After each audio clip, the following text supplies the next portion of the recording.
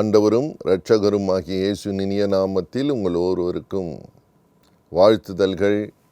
கர்த்தருடைய அன்பு உங்களை ஆசீர்வதித்து உங்களை உயர்த்துவதாக.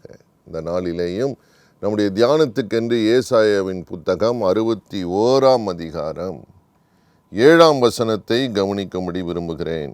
வேதம் சொல்லுகிறது, உங்கள் வெட்கத்துக்கு பதிலாக இரண்டத்தனையாய் பலன் வரும், லட்சைக்கு பதிலாக தங்கள் பாகத்தில் சந்தோஷப்படுவார்கள். அது நிமித்தம் தங்கள் தேசத்தில் இரட்டிப்பான சுதந்திரம் அடைவார்கள். நித்திய மகிழ்ச்சி அவர்களுக்கு உண்டாகும். அன்பார்ந்த சகோதரனே, சகோதரியே, இந்த கர்த்தருடைய வார்த்தை உங்களுக்கு நேரே வருகிறது. உங்கள் வெட்கத்துக்கு பதிலாக பலவிதமான சூழ்நிலைகளிலே நீங்கள் ஒருவேளை வெட்கப்பட்டு போகிற ஒரு சூழ்நிலை போல வந்திருக்கலாம். இத்தனை நாட்கள், இத்தனை வருடங்கள் கடந்து வந்தீர்கள். தேவன் உங்களை பாதுகாத்தார். ஆனால் ஏதோ ஒரு சூழ்நிலை வந்துவிட்டது. உங்களால் அதை மேற்கொள்ள முடியாத ஒரு சூழ்நிலை. ஏதோ வெட்கம் போல சில நிந்தைகளுக்குள்ளே நீங்கள் கடந்து வந்து கொண்டிருக்கலாம். கர்த்தர் உங்களை பார்த்து சொல்லுகிறார், உங்கள் வெட்கத்துக்கு பதிலாக தேவன் பலன் தரும் நாள் வந்திருக்கிறது. கர்த்தருக்கு ஸ்தோத்திரம். அதை அறிந்திருக்கிறார் என்று கர்த்தர் சொல்லுகிறார். சங்கீதங்களின் புத்தகம் 69 அதிகாரம் 18-19 வசனங்களை வாசிக்கிற போது வேதம் இப்படி சொல்லுகிறது, நீர் என் ஆத்துமாவினிடத்தில் வந்து அதை விடுதலை பண்ணும், என் சத்துருக்களின் நிமித்தம் என்னை மீட்டு விடும்.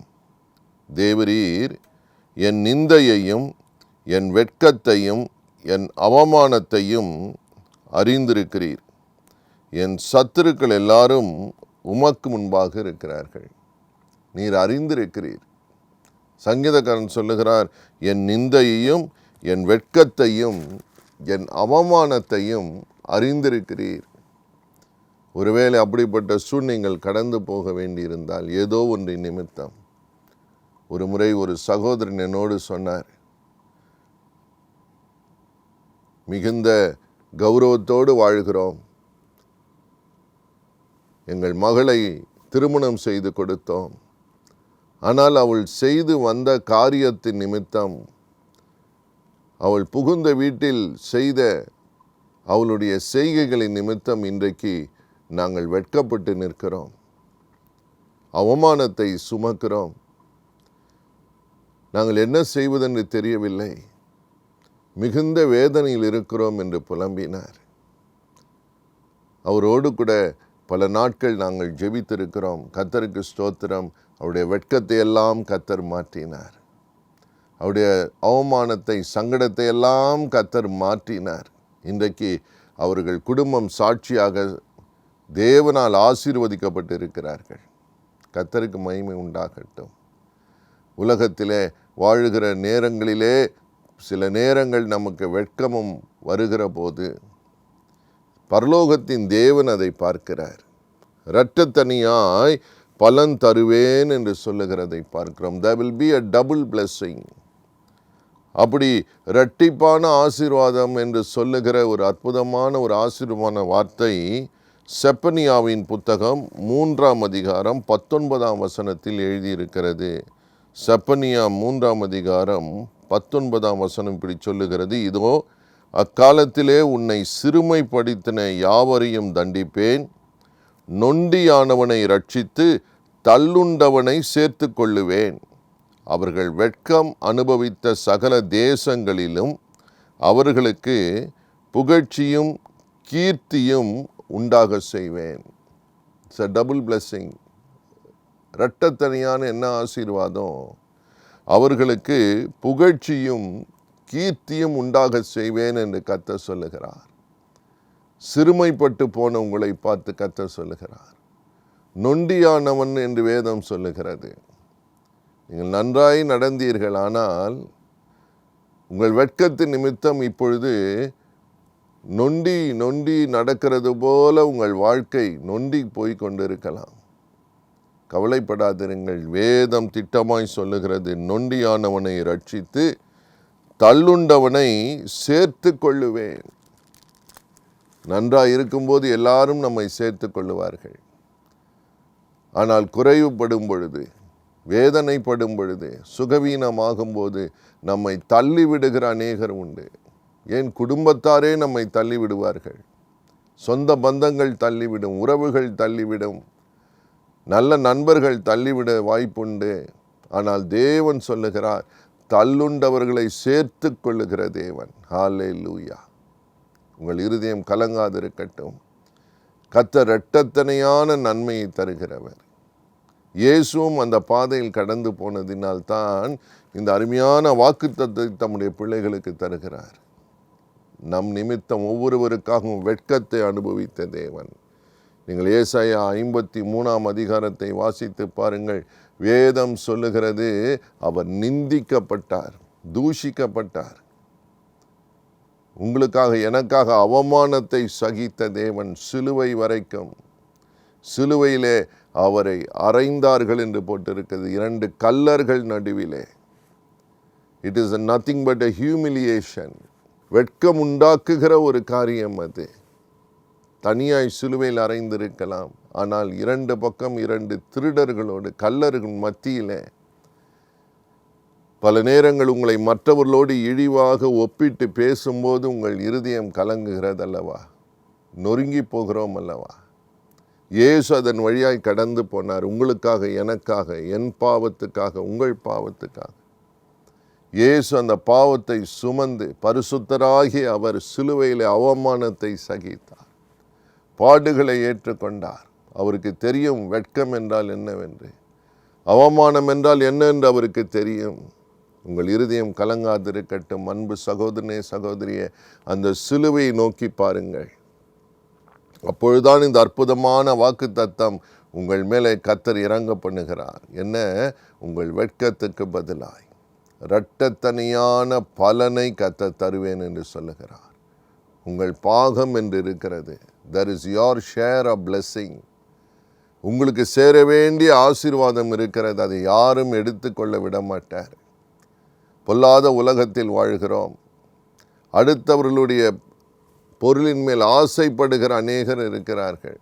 ஆனால் அதன் மத்தியிலே உங்கள் பாகத்தில் உங்களுக்கு சந்தோஷத்தை தருகிற ஒரு நல்ல தேவன் இருக்கிறார். கர்த்தருக்கு ஸ்தோத்திரம். இரட்டிப்பான பலன், புகழ்ச்சியும் கீர்த்தியும். நீங்கள் எந்த தேசத்தில் இருந்தாலும், எந்த பட்டணத்தில் இருந்தாலும், எந்த கிராமத்தில் இருந்தாலும், எந்த பகுதியில் இருந்தாலும், ஒருவேளை நீங்கள் அறியப்படாதவர்களாக கூட இருக்கலாம். யாருமே எங்களை திரும்பி கூட பார்க்கறதில்லை. கவலைப்படாதிருங்கள், தேவன் உங்களை பார்க்கிறார்.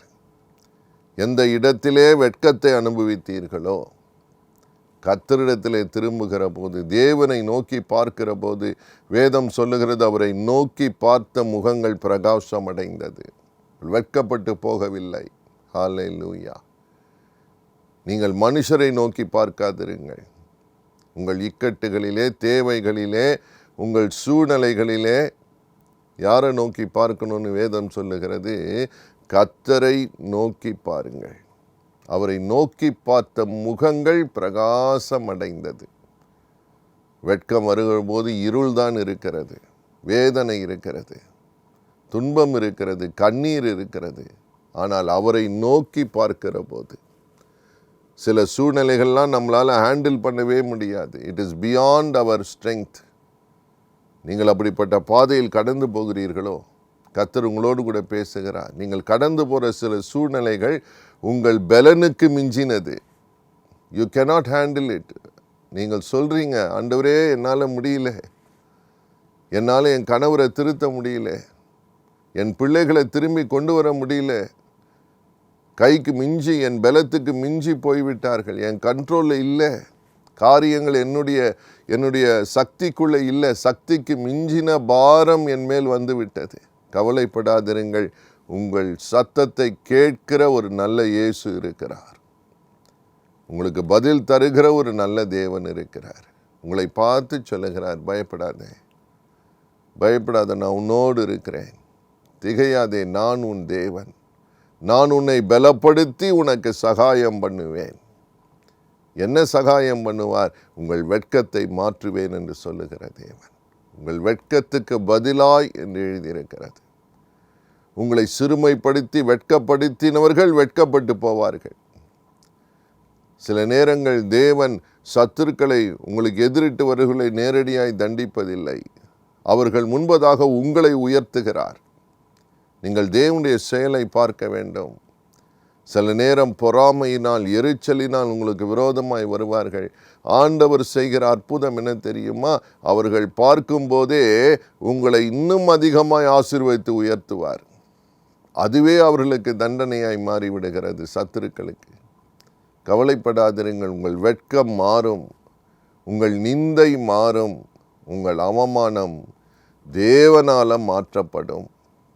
ஒருவேளை பொருளாதாரத்திலே பின்தங்கி கடன்பட்டு கடன் கட்ட திரும்பி செலுத்த முடியாமல் வெட்கத்துக்குள்ளே போயிருக்கலாம். தேவனை நோக்கி பாருங்கள், அவர்தான் வழியை திறப்பார். நன்றாய் இருக்கும்போது, சுகமாய் இருக்கும்போது நீங்கள் அநேகருக்கு உதவி செய்திருப்பீர்கள். அநேகர் உங்களால் நன்மை பெற்றிருப்பார்கள். ஆனால் சுகவீனமான போதோ, பலவீனமான போதோ, நீங்கள் யாரெல்லாம் நன்மை பெற்றார்களோ அவர்களே உங்களை உதாசீனப்படுத்துகிற சூழ்நிலைகள் வரலாம். கவலைப்படாதிருங்கள். கர்த்தர் கைவிட மாட்டார். உங்களை வெட்கப்பட விட மாட்டார்.